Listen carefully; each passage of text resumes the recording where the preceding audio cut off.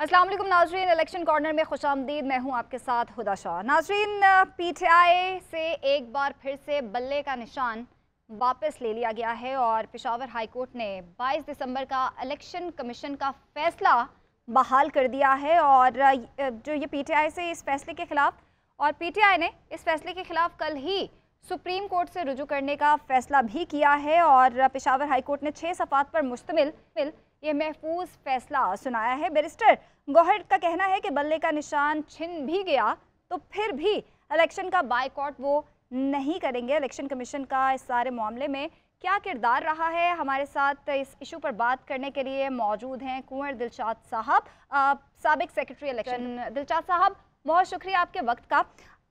Sir, बल्ले का निशान जो है वो दोबारा से वापस ले लिया गया है पीटीआई से, और जो भी सूरत हाल चल रही है, इलेक्शन में वक्त अब बहुत कम रह गया है। इस सारे मामले पे ये जो फैसला है ये किस कदर धचके की बात है पीटीआई के लिए? नहीं, इसमें फिलहाल तो झटका ठीक लगा है जैसे कि आप फरमा रही हैं, लेकिन उसमें सबसे बड़ी अहम बात यह है कि आज के बाद तहरीक इंसाफ को नाकाबिल इतराफी नुकसान पहुंचा है।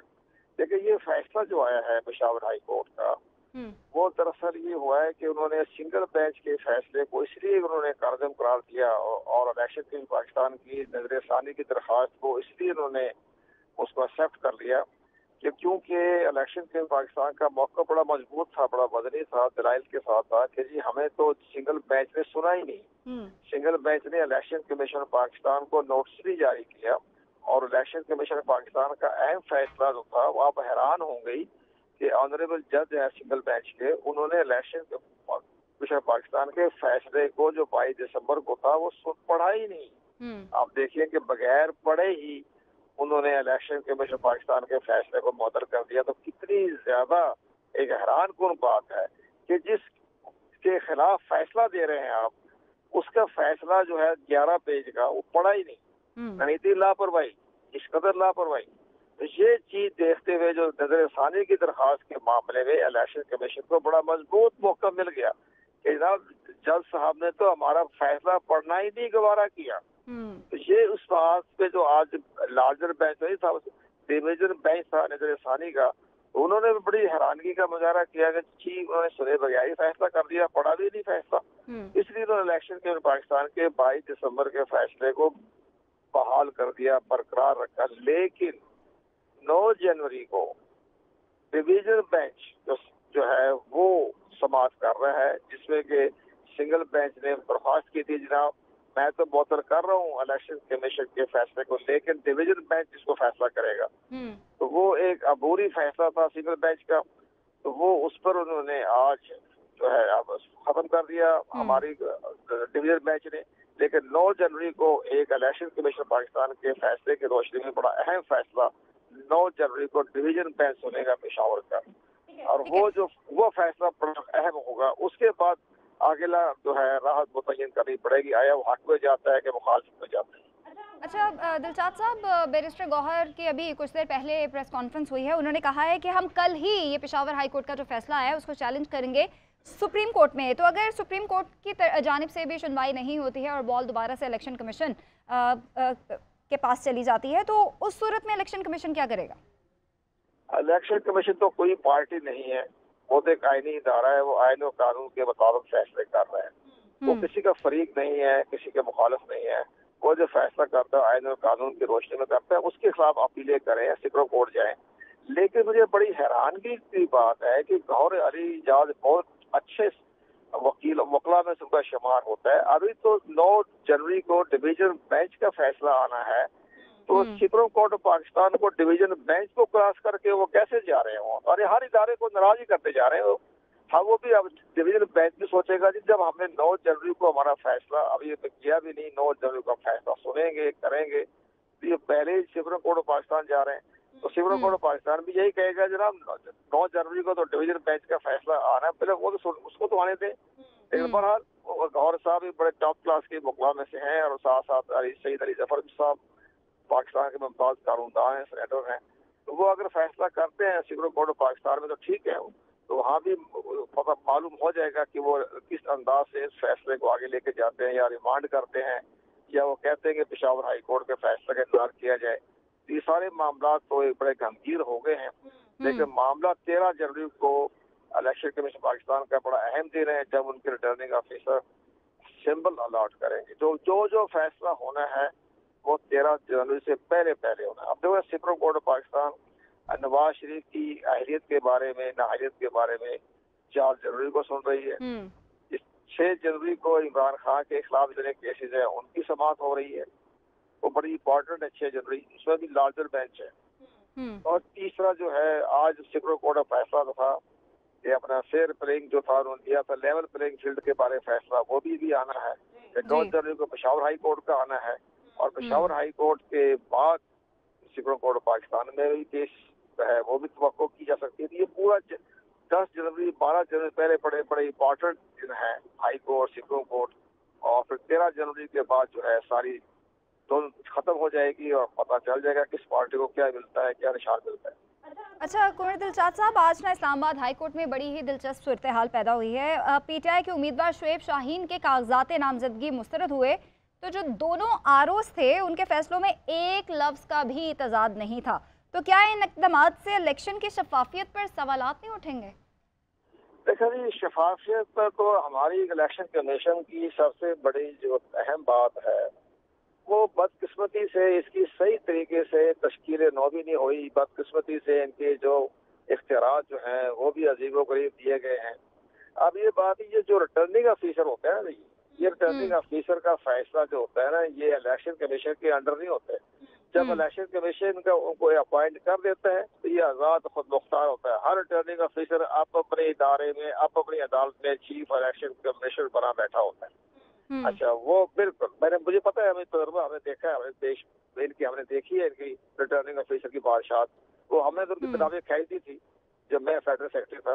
लेकिन बहरहाल अब मामला तो ये है, मामला इसलिए हो रहा है कि अब तो जो फैसले एक जैसे आ रहे हैं, किस तरह आ रहे हैं, इनका फैसला करेगा इलेक्शन ट्रिब्यूनल, फैसला करेगा। एक बड़ी बदकिस्मती ये है कि हमें मिसालें दी ना इसाक डार को जोड़ेंगी, ना इंतखाबी इस्लाह कमेटी ने गौर किया। हमने क्या इंडिया में कोई रिटर्निंग ऑफिसर नहीं है, वो क्या कोई भी इलेक्शन कमीशन के फैसले के खिलाफ किसी अदालत में जाने की गुंजाइश नहीं। अदालत में खुद ही जाए, कोई इलेक्शन ट्रिब्यूनल नहीं, कोई अपील ट्रिब्यूनल नहीं, कोई डिलिमिटेशन नहीं। सब डिलिमिटेशन भी के लिए आजाद कमीशन, उसमें कोई ताल्लुक नहीं इलेक्शन कमीशन का। जो इलेक्शन हार गए जीतने के बाद कोई इलेक्शन ट्रिब्यूनल नहीं, रिटर्निंग ऑफिसर के फैसले के खिलाफ अपील ट्रिब्यूनल कोई नहीं। तो जिसने जाना हाई कोर्ट जाए, हमारा क्या ताल्लुक है। यहाँ चूंकि हर मामला इलेक्शन कमीशन है तो गालियां इलेक्शन कमीशन को पड़ती है, उनकी शफाफियत कोई बात होती है। भी आपने तमाम चीजों से, अपने तमाम इख्तियार से अलहदा हो जाए, लेकिन वो नहीं होते, उस वक्त गालियां खाए जा रहे हैं मुफ्त में। इस लिहाज से हम चाह रहे हैं कि रिटर्निंग ऑफिसर भी अपने मर्जी के फैसले करेंगे और गालियां पड़ेंगी इलेक्शन कमीशन, इनको कोई पूछेगा नहीं। तो वो इस लिहाज से हम ये चाह रहे थे कि हमने ये भी कहा था अपनी इंतखाबी इस्लाह कमेटी के सामने, मैंने खुद बताया, इसाक डार को बताया कि जनाब आप रिटर्निंग ऑफिसर का फैसला अगर कोई रिजेक्ट होता है तो आप उस रिटर्निंग ऑफिसर को हटा दें, उसको सजा दी जाए कि तुम्हारा फैसला भी इतनी नाकिस था कि जिसकी वजह से तुम्हारे खिलाफ फैसला आया। तो कोई नहीं, इसने सुनाई नहीं, बात ही नहीं मानी। लेकिन बहरहाल अब ये इलेक्शन ट्रिब्यूनल जो फैसला करेगा उसमें रिलीफ मिल जाएगा। शुएब शाहीन बड़े टॉप क्लास के वकील हैं, तो उन्होंने अपना जो इंसाफ मांगा है इस्लामाबाद हाई कोर्ट से, तो वो जो फैसला करेंगे वो ठीक है, उसके हक में फैसला होता है तो उम्मीदवार के तौर पर इलेक्शन लड़ लेंगे। लेकिन हमें नजर आ रहा है कि उनका पेपर जो है एक्सेप्ट हो जाएंगे और वो इंतखाबी तौर पर मैदान में होंगे। और तहरीक इंसाफ ने भी बड़े मुकला बरादरी को अपने साथ शामिल कर लिया है। तो ये एक अच्छी खुशाइंद बात है कि आइंदा इमरान खान को अगर किसी वजह से हुकूमत में आने का चांस मिलता है या बड़ी अहम पार्टी के शामिल होता है तो उनके अंदर का एक जो जहर है या गुस्सा है, ये रिटर्निंग ऑफिसर जो आगे है ना मुकला बरादरी, वो उनको सीधे रास्ते पे। लेकिन अभी तक तो 90% अगर उम्मीदवारों की बात की जाए पीटीआई की जानिब से जिनके कागजात नामजदगी जमा हुए थे वो सारे रिजेक्ट हो चुके हैं और अपीलें अभी सिर्फ कुछ ही लोगों ने दायर की हैं। दिलशाद साहब, अपीलें तो 3 जनवरी तक अपीलें, अगर जिन्होंने अपीलें दायर की हैं उनका फैसला पर इलेक्शन ट्रिब्यूनल करेगा। उन्होंने जो अपीलें दायर नहीं की, इसका मतलब ये था कि उनके कागजात में नक्स था, वो खामियां थी, उनका फैसला रिटर्निंग ऑफिसर का दुरुस्त था अगर उन्होंने अपीलें नहीं की है। तो इस लिहाज से जो फैसला जो अपीलें करना तो जरूरी था, रिटर्निंग ऑफिसर के फैसले के खिलाफ अगर नहीं किया, इसका मतलब था कि वो समझ गए थे कि हमारे हमारे जो फैसले जो मुस्तरद हुए हैं या हमारे कागजात मुस्तरद हुए, उसमें हकीकत थी, तो वजन था। ये तो उनकी अपनी जो है फॉल्ट है या अपनी पॉलिसी है। लेकिन जिन्होंने भी इलेक्शन ट्रिब्यूनल में दरखास्तें दी हैं, तो उनके फैसले काफ़ी हद तक उनके हक में आ गए। अच्छा कुंवर साहब, पिलडाट की अगर बात करें तो उन्होंने जायज़ा रिपोर्ट जारी की है और उसमें कहा है कि पाकिस्तान की जमहूरियत और मसाइल जो हैं, जमहूरियत कमज़ोर हुई है और कंट्रोल में है। आम इंतखाबात 2024 के हवाले से उनका कहना है कि वो उसी तरह शफाफ होंगे जिस तरह 2018 के इलेक्शन शफाफ हुए हैं। इस पे क्या कहेंगे आप? हाँ जी, उन्होंने बड़ी मैंने बात की है उन्होंने, और बहुत अच्छे काबिल हैं, अपने बड़ा इलेक्शन पर उनकी बड़ी गहरी नजर है, तो हमें उनका बड़ा एहतराम है उनका। तो उनकी उसकी बात में वजन तो है, उनकी बात में वजन इसलिए है कि जिस अंदाज से रिटर्निंग ऑफिसर फैसले कर रहे हैं, और इसके बाद लेवल प्लेइंग फील्ड के बारे में भी सुप्रीम कोर्ट पाकिस्तान में गूंज आ गई है, आवाज आ गई है। इन हालात को देखते हुए नजर आ रहा है, लेकिन अभी बहुत देर है।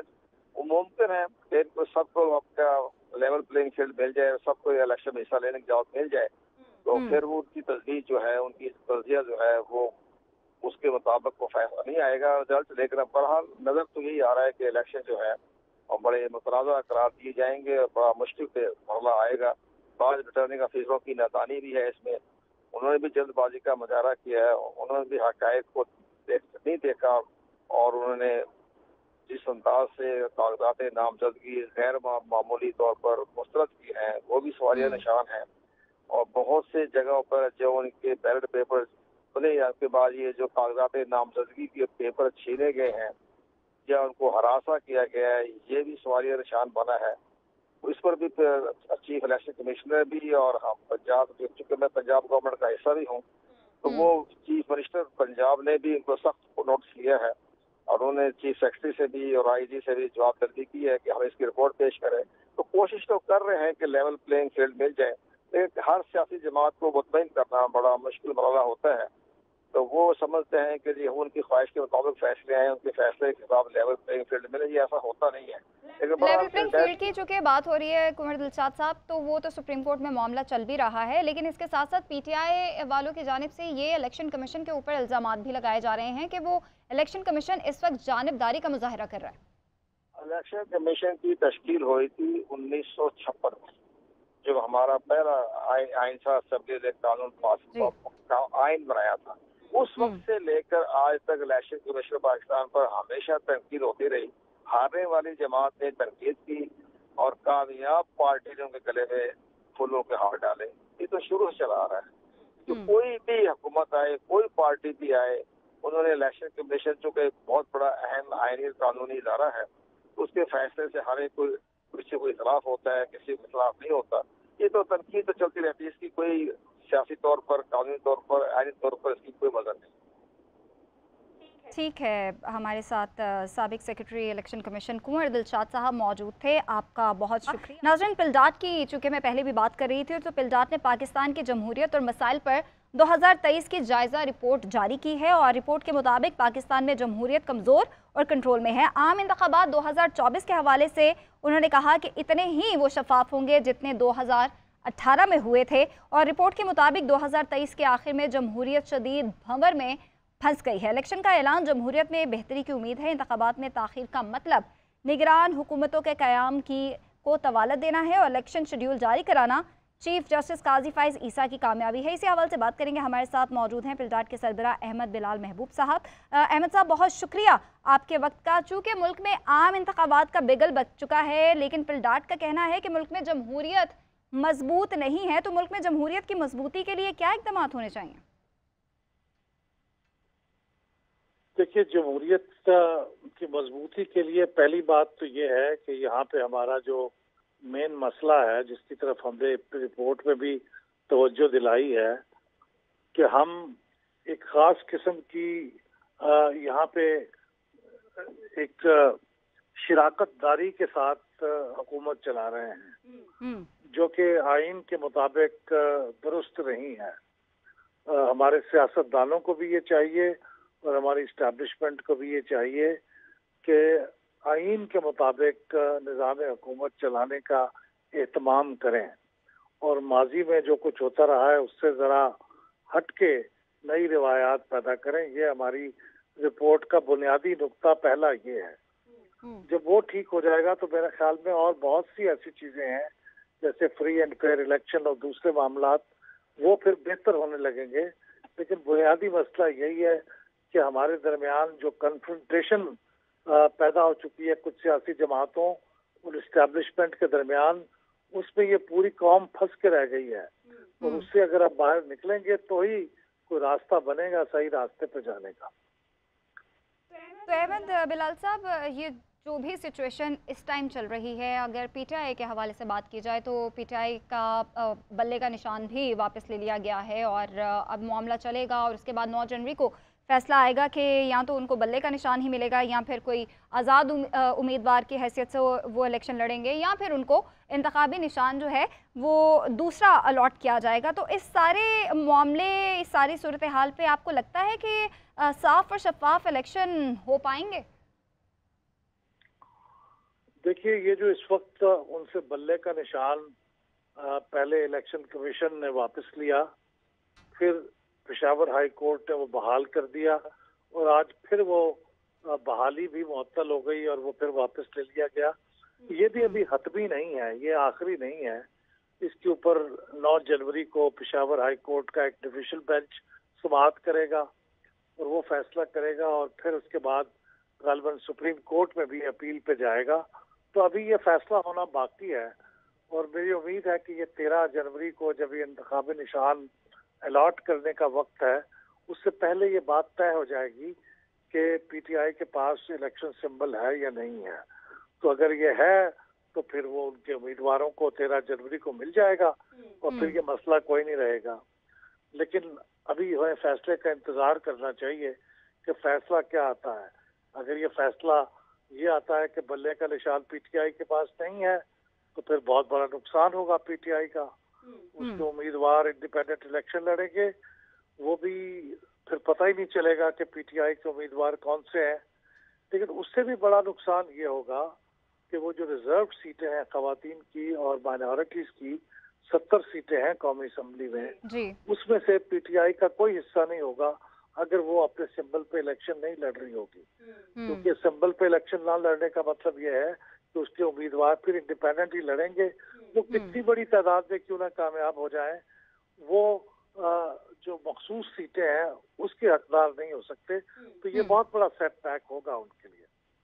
ठीक है, सरबराह अहमद बिलाल महबूब साहब, आपके टाइम का बहुत। नाज़रीन, फैसलाबाद की तहसील जड़ांवाला की बात करें तो वहाँ पे मुस्लिम लीग नून के टिकट के लिए 2 तगड़े उम्मीदवार मैदान में हैं, तलाल चौधरी और नवाब शेर सैर, और उनके दरमियान टिकट की दौड़ इस वक्त जारी है। वहीं पीटीआई के 2 उम्मीदवारों में भी पार्टी टिकट के हुसूल के लिए मुकाबला हो रहा है। 2018 के इंतखाबात में नवाब शेर सैर ने पीटीआई के टिकट पर मुस्लिम लीग नून के तलाल चौधरी को शिकस्त दी थी। इस सारे इशू पर बात करने के लिए हमारे साथ ब्यूरो चीफ फैसलाबाद औरंगजेब मलिक मौजूद हैं। औरंगजेब, ये क्या मामला है और ये 2 उम्मीदवार अपने सामने हैं और एक ही पार्टी के उम्मीदवार आमने सामने दोबारा से आ गए हैं? जी बहुत बहुत शुक्रिया। सबसे पहले तो हम ये बताएं कि फैसलाबाद की तहसील जड़ांवाला का जो हल्का है NH96, ये बड़ा अहम हल्का है क्योंकि ये फैसलाबाद की सबसे बड़ी तहसील है जड़ांवाला और इसकी आबादी तकरीबन 20 लाख से ज़्यादा है। और यहाँ पर वोटर जो है वो NH96 के, उनकी तादाद 5,52,000 से ज़्यादा, जिनमें ख़वातीन वोटर 5,60,000 और जो मर्द वोटर हैं वो 5 लाख तकरीबन 92,000 यहाँ पर तकरीबन लगभग ये हैं। अब यहाँ पर अगर सियासी सूरत हाल की बात करें तो सियासी सूरत हाल ये है कि जो 2 बड़ी पंजाब की जमातें हैं जिनमें मुस्लिम लीग नून है और पाकिस्तान तहरीक इंसाफ है, दोनों के 2-2 उम्मीदवार हैं और दोनों में ही बड़ा तगड़ा जो है वो मुकाबला है। मुस्लिम लीग नून को अगर हम डिस्कस करते हैं तो मुस्लिम लीग नून में जो बड़े अहम रहनुमा हैं जिनको जो है वो पार्टी कभी फरामोश नहीं कर सकती, उनकी कुर्बानियों को फरामोश नहीं कर सकती। और इस हवाले से जो मुस्लिम लीग नून के कायदा नवाज शरीफ, वो भी इनकी कई बार तारीफ कर चुके हैं। वो हैं साबिक वज़ीर मुमलिकत तलाल चौधरी, उनका ये आबाई इलाका भी है। अब उनके बाद दूसरे नंबर पर आते हैं नवाब शेर वसीर। नवाब शेर वसीर जो है वो पाकिस्तान तहरीक इंसाफ के उन अरकान असम्बली में थे जो कि मुनहरफ हो चुके थे, जिन्होंने साबिक वज़ीर आज़म के खिलाफ अदम एतमाद में बड़ा अहम किरदार अदा किया था। और उनकी भी जो है वो मुस्लिम लीग नून में काफ़ी ज़्यादा जो है वो अभी बाज़गश्त जारी है और उनके सबसे बड़े सिफारशी साबिक वज़ीर-ए-आज़म शहबाज शरीफ हैं कि इनको जो है वो टिकट दिया जाए। अच्छा। लेकिन तलाल चौधरी की कुर्बानियों को भी फरामोश नहीं किया जा रहा है। तो तलाल चौधरी और नवाब शेर वसीर में पाकिस्तान मुस्लिम लीग नून के टिकट को लेकर जो है वो काफ़ी दौड़ लगी हुई है। तलाल किसी भी सूरत ये अपना हल्का जो है वो छोड़ने के लिए तैयार नहीं है, लेकिन पार्टी की जानिब से उनकी जो जोजा हैं मारिया तलाल, उनको जो है वो स्पेशल सीटों के ऊपर जो है वो ऑफर की गई है और उनका नाम भी बाकायदा जो स्पेशल सीटें हैं खवातीन की मखसूस नशिस्तें हैं उनमें जो है वो दे भी दिया गया है। लेकिन अभी तक तलाल चौधरी जो है वो अपनी बात पे स्टैंड कर रहे हैं कि उनका ये कहना है कि वो अपने इस आबाई हल्के को जो है वो छोड़ नहीं सकते, जबकि नवाब शेर वसीर जो है वो बाकायदा वसूख से कह रहे हैं कि उनका जो है वो पाकिस्तान मुस्लिम लीग नून ने टिकट फाइनल कर दिया, क्योंकि उनके सबसे बड़े सिफारशी जो हैं वो शहबाज शरीफ है। 2018 में नवाब शेर वसीर ने ही तलाल चौधरी से ये इलेक्शन जीता भी था 2018 में। अच्छा औरंगजेब, इतलात ये भी हैं और हम अपने पिछले प्रोग्राम्स में डिस्कस भी करते रहे हैं कि नून लीग के दरमियान दो ग्रुप्स जो हैं वो बहुत तगड़े हैं और दोनों ही दौड़ में लगे हुए हैं। तो ये जो तलाल चौधरी का ग्रुप कौन सा है? बिल्कुल, आपकी बात बिल्कुल दुरुस्त है, क्योंकि पार्टी की आला क़यादत से लेके मुकामी सतह तक अगर देखें तो मुस्लिम लीग नून जो है वो टिकटों के मामलों में दो दड़ों में तकसीम होती हुई नज़र आ रही है। खुसूसी तौर पे तलाल चौधरी के जो सिफारशी हैं वो मरियम नवाज़ हैं। मरियम खुसूसी तौर पे चाहती हैं कि वो पार्टी के पुराने रहनुमा तलाल चौधरी को जो है वो टिकट देने के हामी हैं, लेकिन शहबाज शरीफ जो है वो बज़िद हैं इस बात पे कि उनका ये कहना है शहबाज शरीफ साहब का कि उन अरकान असम्बली को फरामोश नहीं करना चाहिए जो कि जो अदम एतमाद में जो है वो मुनहरफ हुए थे पाकिस्तान तहरीक इंसाफ में, और PDM हुकूमत बनाने में उनका एक बड़ा किरदार था। तो शहबाज शरीफ जो है वो नवाब शेर वसीर की तरफ जो है वो उनका झुकाव हुआ है, लेकिन मरियम नवाज और नवाज शरीफ जो है वो चाहते हैं कि यहाँ से जो है वो तलाल चौधरी को टिकट दिया जाए। अभी तक पार्टी जो है वो किसी हतमी फैसले पे यहाँ पे नहीं पहुंची। तहरीक इंसाफ की बात करें तो तहरीक इंसाफ के भी यहाँ पर दो धड़े हैं। तहरीक इंसाफ के एक तरफ तो राय जो हैदर खान खरल हैं उनके कागजात नामजदगी तो मुस्तरद हो चुके हैं, लेकिन उन्होंने अपील जो है वो दायर कर रखी है हाई कोर्ट में, और उनका ये कहना है कि उनके ऊपर एक छोटा सा एलिगेशन लगाकर एक छोटी सी गलती की वजह से उनके कागजात नामजदगी रिजेक्ट किए गए हैं। लेकिन यहाँ पर पाकिस्तान तहरीक इंसाफ के एक और भी उम्मीदवार हैं, वो उनका नाम है जी उमैर वसी जफर। अब वो साबिक वजीर कानून वसी जफर के जो है वो बेटे हैं, वो अब उनके कागजात नामजदगी जो है वो एक्सेप्ट हो चुके हैं और वो इस वक्त जो टिकट की दौड़ में शामिल है। लेकिन तहरीक इंसाफ जो है वो राय हैदर खान खरल को यहाँ पर शॉर्ट लिस्ट कर चुकी है। लेकिन अभी ये जो बड़ा सियासी जो है वो दौड़ लगी हुई है दोनों पार्टियों में, और दोनों उम्मीदवारों में, दोनों पार्टियों के दोनों उम्मीदवार जो हैं वो टिकट की इस वक्त दौड़ में है। लेकिन सबसे बड़ा जो मुकाबला नजर आ रहा है वो नवाब शेर वसीर और तलाल चौधरी के दरमियान नजर आ रहा है। ठीक है, बहुत शुक्रिया ब्यूरो चीफ फैसलाबाद मलिक हमें तफसीलन आगाह कर रहे थे। यहाँ वक्त हुआ एक ब्रेक का।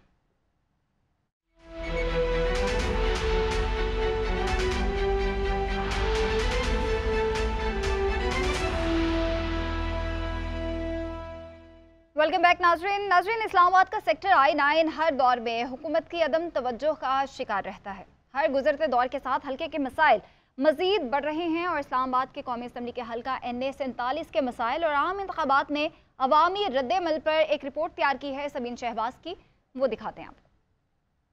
की आमद है। इस वक्त इस्लामाबाद के हल्के NA 47 के इलाके सेक्टर I-9 में मौजूद हैं। इस्लामाबाद के सेक्टर I-9 में आम आवाम के क्या मसाइल हैं और आवाम इनाम इंतखाबात में किसको अपना नुमाइंदा मुंतखब करेंगे और किस पार्टी को वोट देंगे, आइए जानते हैं आवाम के। बच्चों के खेलने की जगह सेक्टर के मेन रोड्स भी कचरा कुंडी का मंजर पेश कर रहे हैं। किसी ने वादा पूरा किया, कह के चले जाते हैं, आते नहीं। इस आबादी में रहते हुए 40 साल हो गए, ना यहाँ कोई मालिका ना हुकूक है, ना बिजली, ना पानी, ना गैस, ना लाइट तो ना गैस। ये दोवां का मुसीबत है, ये हल कर दो वोट ले लो। इंतखाबात में वोट हासिल करने के लिए मुख्तलिफ जमातों के उम्मीदवारान एक बार फिर आवाम को मसाइल हल करने की यकीन दहानियाँ करा रहे हैं। इस्लामाबाद के सेक्टर I-9 के बासी पानी, बिजली, गैस समेत कई बुनियादी सहूलियात से महरूम है। शहरी कहते हैं कई हुकूमतें आईं और कई गईं, लेकिन किसी ने इस इलाके की सूरत हाल को तब्दील करने की कोशिश नहीं की। आवाम कहती है कि वोट उसका जो अवामी मसाइल हल करेगा। कैमरामैन आकिब जावेद के साथ सबीन शहबाज, GNN इस्लामाबाद। इस्लामाबाद के बाद रुख करेंगे कराची का, जिसके जिला जुनूबी का हल्का NA 239 लियारी कहने को पीपल्स पार्टी का गढ़ समझा जाता है। इसी हल्के से शहीद बेनज़ीर भुट्टो, आसिफ अली जरदारी और शहीद जुल्फ़िकार भुट्टो ने इलेक्शन भी लड़ा था। 15 साल से सिंध में पीपल्स पार्टी की हुकूमत होने के बावजूद लियारी के बुनियादी मसाइल भी हल नहीं हो सके हैं। इसी हवाले से बताएंगी हमारी नुमाइंदा सोनिया खानजादा।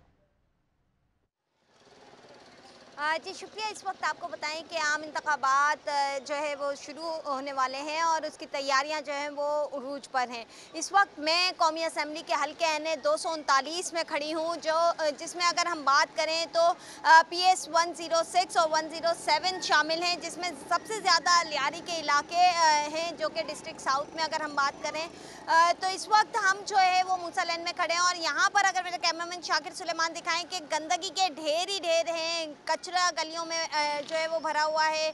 यहाँ से उठने वाला ताफून और बीमारियाँ जो हैं वो लोगों को बहुत ज़्यादा परेशान कर रही हैं और ये कोई एक दिन का मसला नहीं, बल्कि यहाँ के रिहायशियों का कहना है कि ये 12 महीने इसी तरह जो है वो नालियाँ जो है वो बहती रहती हैं। इसके साथ ही साथ गटर पर ढक्कन नहीं है, जो कि इंतहाई गैर महफूज है यहाँ से गुजरने वाले बच्चों के लिए। और इससे कबल भी यहाँ जो है वो एक हादसा हो चुका है, फिर भी जो है वो गटर जो है वो बंद नहीं किए गए हैं। जबकि लियारी को यहाँ पीपल्स पार्टी का गढ़ समझा जाता है और अगर हम बात करें तो यहाँ ना गैस है, ना पानी है, ना बिजली की सहूलत है, बल्कि बच्चों के लिए अगर हम बात करें तो ना सेहत की सहूलियात हैं, ना तालीम की सहूलियात हैं और खेल के मैदानों की हालत भी कोई खासा जो है वो बेहतर नहीं है। लोगों का यही शिकवा है कि यहाँ पर आते हैं वोट के लिए, दरवाजे खटखटाते हैं और बड़ी बड़ी बातें की जाती है, लेकिन जब वोट का असल काम करने का वक्त आता है तो कोई दिखाई नहीं देता। और जब हम यहाँ एहतजाज करते हैं कि हमें बुनियादी ज़रूरियात दी जाए तो हम ही पे डंडे बरसाए जाते हैं। तो इस बार जो है वो हम वोट किसी भी पार्टी को नहीं देंगे। जी ठीक है, बहुत शुक्रिया सोनिया। आम इंतखाबात के लिए सियासी जमातों के उम्मीदवार इलेक्शन मुहिम के लिए मुतहरिक हैं। NA 127 की बात की जाए तो इलेक्शन लड़ने वाले पीपल्स पार्टी के चेयरमैन बिलावल भुट्टो के लिए हल्के में सीवरेज का नाकिस निज़ाम, टूटी फूटी सड़कें और वाटर फिल्ट्रेशन प्लांट समेत दीगर मसाइल किसी चैलेंज से कम नहीं होंगे। इन सब मसाइल से दो चार अवाम को अपने नुमाइंदे से क्या उम्मीदें हैं वहाँ पे मौजूद हैं हमारे नुमाइंदे वासिफ महमूद, वो बताएंगे। बिल्कुल, इस वक्त मैं लाहौर के हल्का NA 127 के अंदर मौजूद हूं और ये वो हल्का है जो कि लाहौर के पसमानदा 3 हल्कों के अंदर भी शामिल होता है और जो पोश इलाके हैं वो भी इस हल्के में शामिल होते हैं। यहाँ पर सीवरेज का जो मसला है वो कई दहाइयों पुराना है, जो हल नहीं होता। जगह जगह गलियों में तारें लटकी हुई हैं, वो यहाँ के मसले हैं। आप इसमें देख सकते हैं कि मैं एक शहरी इलाके के अंदर मौजूद हूँ और यहाँ पर देखें किस कदर गंदगी है और यहीं पर लोग रहने को मजबूर हैं। मुस्लिम का ये गढ़ रहा है। शाइस्ता परवेज मलिक और उनके जो शोहर हैं परवेज मलिक मरहूम, वो भी यहाँ से इलेक्शन लड़ते रहे हैं। PTI भी ये दावा करती रही है कि उन्होंने करोड़ों रुपए यहाँ पर सीवरेज के निज़ाम के ऊपर खर्च कर दिए हैं, लेकिन जो सूरत हाल है वो आगे सामने है। यहाँ पर जो लोग हैं उनसे बात भी करते हैं। अच्छा, आप ये बताइए कि जो मुस्लिम लीग नवाज है, तहरीक इंसाफ दावा करती रही है कि जी हमने यहाँ पर मसले सीवरेज के हल कर दिए हैं, हुआ नहीं जी? पिछले जितने भी 3 से 4 टेन्योर गुजरे हैं, ये नून लीग और PTI वक्तन फ़वक्तन आते रहे हैं, लेकिन ये उन्हीं दिनों में नज़र आते थे कि जब इलेक्शन होता था, कैंपेन करते थे, लोगों के साथ वादे वईद करके वोट लेके चले जाते थे। 4 साल तक किसी कैंडिडेट ने दोबारा इधर अपना मुंह भी नहीं दिखाया इलाका को। सीवरेज लाइनें बंद हुई हैं, पानी इधर है ही नहीं पीने के लिए, निरा जहर है हमारे पानी इधर मिलता ही नहीं है। मोटर चलाते हैं तो गंदा पानी आता है। ये तो सूरत हाल है इस हल्के की। लोगों का ये कहना है कि यहाँ पर जब पानी की मोटर चलाते हैं तो उसमें भी गोबर यहाँ पे उसके अंदर आता है और लोगों के मसाइल यहाँ पर हल नहीं होते। इस बार मुस्लिम लीग नवाज, पीपल्स पार्टी और तहरीक इंसाफ की जाने से बड़े बड़े थम यहाँ पर इंतखाब में उतारे गए हैं, लेकिन उसके साथ साथ जो दीगर जमातें हैं, जिनमें खासतौर पर पाकिस्तान मरकजी मुस्लिम लीग है और दीगर कई आज़ाद उम्मीदवार हैं, वो भी यहाँ पर इलेक्शन में खड़े हैं और देखते हैं कि अवाम किसको सपोर्ट करते हैं। वासिफ महमूद लाहौर के हल्का NA 127 के अवामी मसाइल के बारे में बता रहे थे। नाज़रीन, इस हल्के में 9,72,875 जो हैं वोटर्स हैं और आबादी पर मुश्तमिल है ये हल्का। और यहाँ पे अब पीपल्स पार्टी की बात करें तो वहाँ पे chairman people's party Bilawal Bhutto Zardari ने अपने कागजात नामजदगी जमा करवाए हैं। हमारे नुमाइंदे मोइन अजहर हमारे साथ मौजूद हैं। मोइन, इस बार बिलावल भुट्टो, वहीद आलम और अता तारम, लतीफ़ खोसा, फैसल मीर समेत 31 उम्मीदवारों ने ये NA 127 से अपने कागजात नामजदगी जो हैं वो जमा करवाए हैं। कितना इम्पोर्टेंट है ये हल्का, और चूँकि पीपल्स पार्टी के बिलावल भुट्टो जरदारी चेयरमैन वो फर्स्ट टाइम इस हल्के से इलेक्शन लड़ने जा रहे हैं, तो उनके लिए ये कितना अहम है? जी, ये तकरीबन 3 दहाइयों के बाद पीपल पार्टी के चेयरमैन जो हैं, इससे पहले बेनज़ीर भुट्टो ने 90s के अर्ली 90s में लाहौर से इलेक्शन कॉन्टेस्ट किया था। उसके बाद अब तकरीबन 3 दहाइयों के बाद बिलावल भुट्टो जरदारी NA 127 से इलेक्शन कॉन्टेस्ट करने के लिए मैदान में उतरे हैं, तो उनकी पार्टी के अंदर बहुत ज़्यादा जोश व खरोश पाया जाता है। ताहम अभी तक पीपल पार्टी की तरफ से जो बिलावल भुट्टो का नाम फाइनल हुआ इस हल्के में, ताहम उसके अलावा जमात इस्लामी के एहसानुल्लाह वक्कास का नाम फाइनल कर दिया गया है। उनकी कैंपेन भी शुरू हो गई है। बिलावल भुट्टो, अभी मैं हल्के में घूम फिर रहा था, वहाँ पे मैंने देखा कि सिर्फ अभी तक एहसानुल्लाह वक्कास और बिलावल भुट्टो के जो हैं वो बैनर्स और पोस्टर्स वगैरह वहाँ लगे हुए थे। ताहम मुस्लिम लीग नून की तरफ से अतार व तारर, वहीद आलम खान और मियां नसीर एडवोकेट जो हैं, उनके 3 नामों के ऊपर अभी तक कोई नाम फाइनल नहीं हुआ। ताहम ज़राए के मुताबिक तारर के ज़्यादा इम्कानात है वो इस हल्के से फाइनल हो गए। जब तक फाइनल लिस्ट नहीं आ जाती उस वक्त तक कुछ भी नहीं कहा जा सकता कि कौन उम्मीदवार होगा। इस तरह इस्तेकाम पाकिस्तान पार्टी के जो है वो ओन चौधरी ने यहाँ पे हल्के में कागज़ जमा कराए हैं।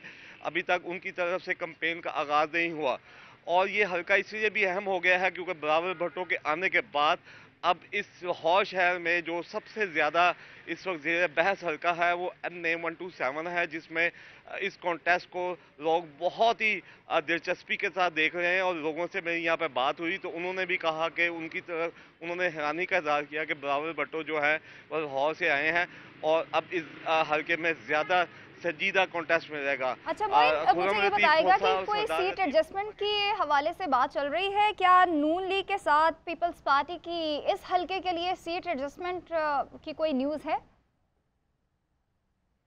जी, इस सिलसिले में जो पार्टी जराए हैं वो जो है सीट एडजस्टमेंट के इम्कानात बिल्कुल नहीं हैं या बहुत ज़्यादा कम है, मगर सियासत में आखिरी वक्त तक कोई भी चीज़ हर आखिर नहीं हो सकती और आप कुछ नहीं कह सकते।